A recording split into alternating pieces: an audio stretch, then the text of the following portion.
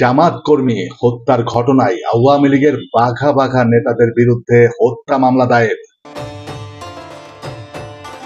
ঝিনাইদহে ২০১৩ সালে জামাত কর্মী আব্দুস সালাম হত্যার ঘটনায় ৭২ জনের নাম উল্লেখ সহ অজ্ঞাত ২০০ জনকে আসামি করে থানায় মামলা দায়ের করা হয়েছে।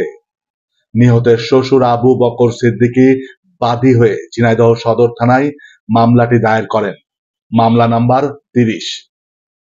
মামলায় সাবেক সংসদ সদস্য শফিকুল ইসলাম অপু, তাহজিব আলম সিদ্দিকী শমী, জেলা আওয়ামী লীগের সাধারণ সম্পাদক সাইদুল করিম মিন্টু, উপজেলা আওয়ামী লীগের সাবেক সাধারণ সম্পাদক জে এম রশিদুল আলম রশিদ, ডিএসবির সাবেক ওয়াচার মুরাদ সহ ৭২ জনের নাম উল্লেখ করা হয়েছে।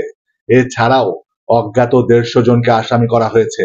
মামলার বিবরণে জানা যায়, ২০১৩ সালের ১৯শে ফেব্রুয়ারি ইসলাম বিদ্বেষী ব্লগারের কটূক্তি ও সুইডেনে কোরআন পোড়ানোর প্রতিবাদে ওলামা মাশায়েখের ব্যানারে বিক্ষোভ মিছিল বের করলে তাদের উপর হামলা চালানো হয়।